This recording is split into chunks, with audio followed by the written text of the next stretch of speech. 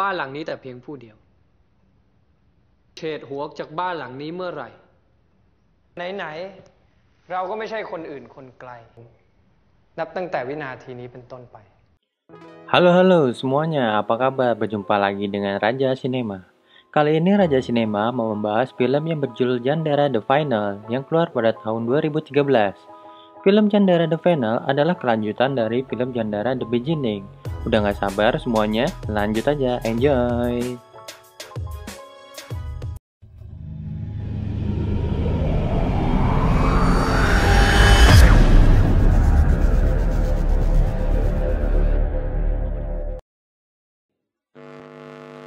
Setelah Jan dan Ken memutuskan pergi dari rumah ayah tirinya, Jan dan Ken pergi menggunakan kereta ke rumah neneknya.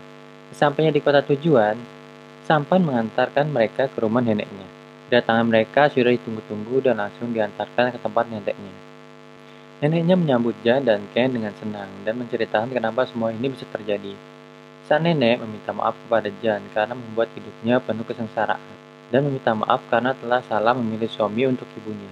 Demi menutup semua aib yang terjadi, sang nenek berjanji akan mengabulkan semua permintaan Tuan Wisman. Dengan kearoganannya, Tuan Wisman meminta segalanya, rumah, anak, dan semua bisnis milik sang nenek. Saat Jan bertanya keberadaan ayah kandungnya, si nenek seperti tidak memperdulikan. Yang lalu biarlah berlalu. Yang menjadi prioritas sekarang adalah merencanakan untuk membalas dendam kepada ayah tiri Jan.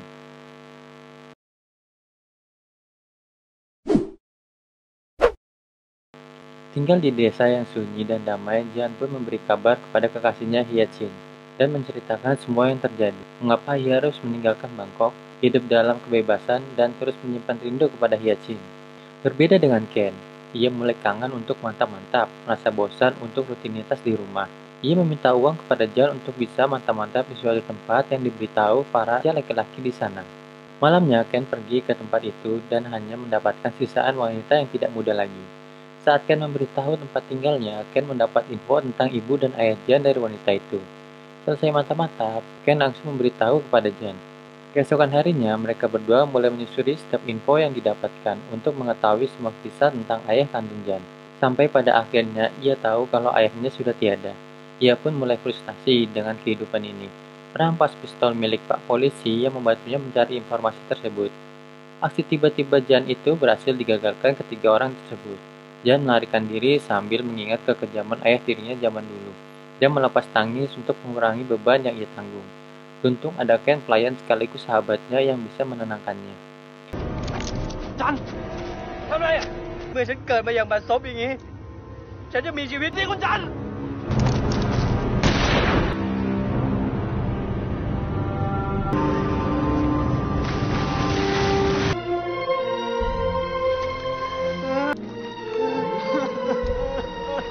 Akhirnya mereka melalui hari-hari dengan bahagia dan Jan tetap menjalani komunikasi dengan Hyacin.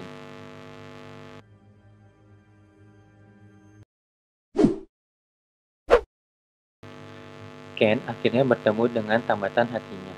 Ken mengakhiri petualangan cinta dan keliaran seksnya dengan menikahi tambatan hatinya dan mereka berdua pun memiliki seorang anak lelaki yang lucu. Suatu ketika Bibi Wat dan ibunya Ken datang berkunjung ke tempat mereka. Jan dan Bibi Wat melepas rindu. Ibunya Ken terkejut senang karena telah memiliki seorang cucu dan menantu yang cantik. Bibi Wat memberitahu ke nenek kalau Keo sekarang sedang hamil karena pergaulan bebasnya. Memiliki sifat yang sama dengan ayahnya, Keo mantap-mantap dengan pelayan laki-laki di rumah. Keo juga menjalin kasih asmara dengan Kajon untuk memuaskan hasrat mantap-mantapnya. Hingga Keo hamil 3 bulan dan memberitahu kepada ayah dan ibunya, dan ayahnya memberitahu untuk menyiapkan pesta pernikahan yang besar.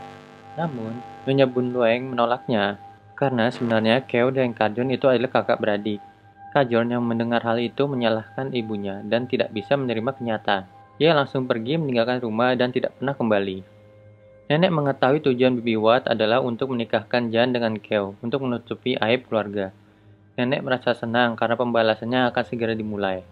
Si nenek yang sudah renta meminta Jan berjanji untuk membalas dendam keluarganya, mengembalikan kehormatan sang nenek, sang ibu, dan juga Bibi Wat. Setelah Jan mengucapkan janjinya, sang nenek menghembuskan nafas terakhirnya.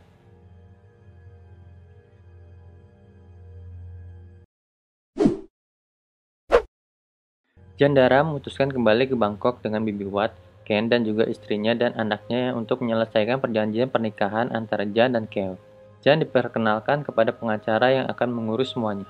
Pertemuan antara Jan dan Tuan Wisman pun berlangsung, membicarakan kesepakatan mengenai semua permintaan dari Jandara. Jara seperti berulang, membalas semua karma terdahulu. Jan meminta semua kekayaan ayah tirinya itu diubah semua atas nama Jandara. Satu permintaan yang sulit dipenuhi Tuan Wisman. Tapi setelah Jan mengancam akan kembali ke Pijit, Tuan Wisman akhirnya dengan terpaksa mau memanggil Jan Pak. Siangnya, Jan bersepeda mengunjungi rumah kekasihnya Hyacin. Di sana, ia bertemu ayah Hyacin dan menyapanya. Ayah Hyacin memberikan amplop coklat berisi sabut tangan Jan dan sebuah surat. Ayah Hyacin mengatakan kalau Hyacin meninggal pagi hari karena penyakit tifus. Jan pun hanya bisa mengenang Hyacin dari sabut tangan putihnya.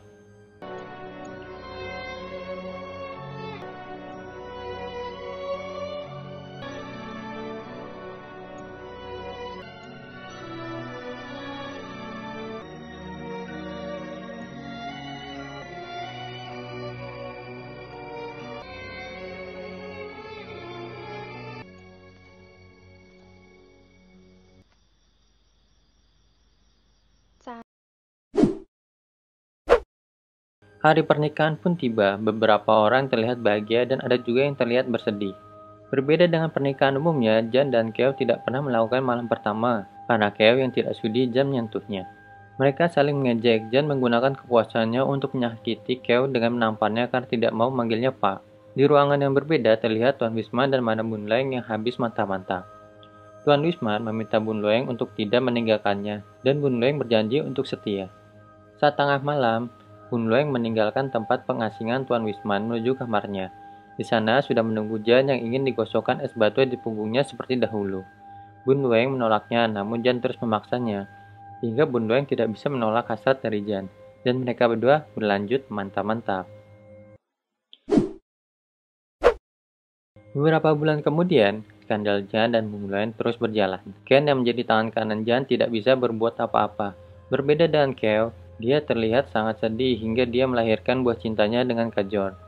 Kebahagiaan terpancar dari Tuan Wisman dan kedua istrinya. Namun, kebahagiaan itu tidak bertahan lama karena Jan tidak mengizinkan Tuan Wisman menjenguk cucunya. Bibi Wat meminta Jan memberi nama anak lelaki itu. Jan memberi nama anak itu Pridara. Walau bukan anak kandung Jan, Jan sangat menyayanginya dan berharap dia bisa menjadi penerusnya. Beberapa tahun kemudian, kebahagiaan Jan tiba-tiba sirna. Karena dokter mendiagnosa Pridara yang sejak awal disangka tidak bisa berbicara ternyata memiliki keterbelakangan mental. Ia langsung pergi menemui anaknya itu dengan tatapan kesedihan, dan berjanji untuk tidak akan meninggalkannya. Selang beberapa lama, sang raja mengabarkan tentang agresi militer yang dilakukan Jepang, sehingga memporak-porandakan kehidupan rakyat Thailand, tidak terkecuali keluarga besar Jan. Perusahaan mereka di Singapura telah dirampas dan dikuasai Jepang.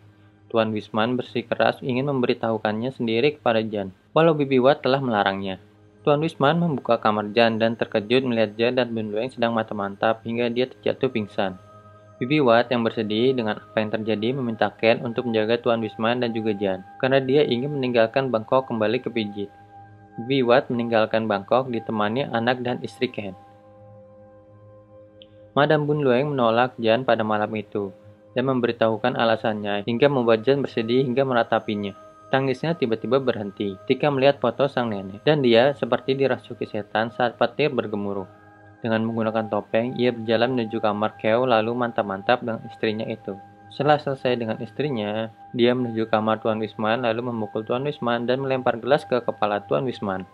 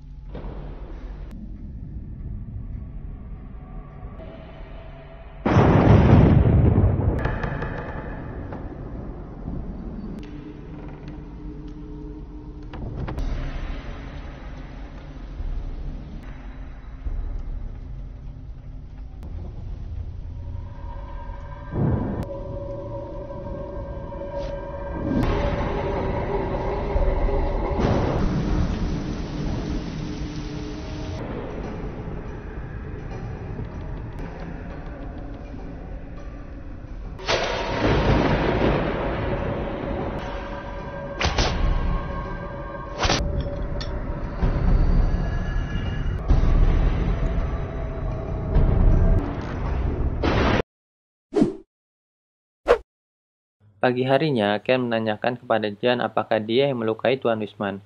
Lalu Jan mengakuinya kalau dia yang melukainya. Dengan emosi, Ken menasihati Jan karena kecewa dengan perubahan dalam diri Jan. Sampai mereka berdua adu bacot, dan Jan menghina lalu mengusir Ken. Dengan emosi, Ken menuruti keinginan Jan dan meninggalkan Jan dalam kesendirian. Beberapa bulan kemudian, Jan menemui Ken di kantor. Ken terlihat acuh dengan kedatangan Jan. Jan membawakan semua makanan kesukaan Ken dan pergi sambil mengungkapkan permintaan maafnya kepada Ken. Terdengar sirena di Stanford, Bangkok. Semua orang menjadi panik dan berlari ketakutan untuk menyelamatkan diri, yang membuat Jan dan Ken terpisah. Hingga pesawat menjatuhkan bom di kerumunan itu. Semua orang histeris sambil menyelamatkan diri. Seorang pemuda terlihat menyelamatkan Jan, dan ternyata pemuda itu adalah Kajol. Kajol meminta kepada Jan untuk memberikan cincin kepada ibunya, dan meminta untuk menjaga ibu, ayah, dan anak yang dilahirkan oleh Keo. Sesampainya di rumah, Jan dikejutkan melihat Bun Lueng sedang mantap-mantap dengan Keo, dan Jan pun menutup pintunya. Setelah mengetahui alasan kenapa Keo berbuat seperti itu kepada Bun Lueng, Jan memberi cincin Kajon kepada Bun Lueng dan mengatakan kalau Kajon sedang pergi ke Inggris dan baik-baik saja. Seorang pelayan memberitahukan kalau Tuan Wisman telah meninggal dunia. Sedangkan Keo yang stres menggunting pendek rambutnya di kamar. Di tempat persemaian ayah tirinya, Jan mengatakan meminta maaf dan menyesali perbuatannya selama ini. Setelah beberapa lama, Bun Lueng menerima surat dari Bibi Wat yang telah mengabdikan diri menjadi biksu. Lalu Madam Bun Lueng memutuskan meninggalkan Bangkok menuju Eropa. Rayuan Jan pun tidak dihiraukannya, dan dia tetap ingin pergi ke Eropa. Sepeninggalnya Madam Bun Lueng, mereka masuk rumah, dan dikagetkan Keo yang berada di atas sana, dan mengatakan kalau Jan tidak akan mendapatkan anak yang dikandungnya. Lalu, ia menjatuhkan dirinya melompat ke bawah. Keo meninggal dengan anak Jan di kandungannya. Di akhir film, Jan dan Ken yang sudah menjadi kakek-kakek. Mereka lah yang membawakan narasi selama film berjalan. Mereka berdua mengenang perjalanan hidup yang mereka lalui bersama. Tiba-tiba sebuah mobil datang dan seorang pemuda yang merupakan cucu dari Ken menghampiri. Ia mengatakan kalau Ken harus segera pergi agar tidak ketinggalan pesawat ke Amerika. Ken pun akhirnya pergi dengan membawa buku harian Jan. Jan akhirnya menaruh amplop coklat berupa seluruh asetnya di atas bangku beserta sabut tangan kesayangannya. Jan pun melangkah pergi meninggalkan semuanya dan film pun berakhir.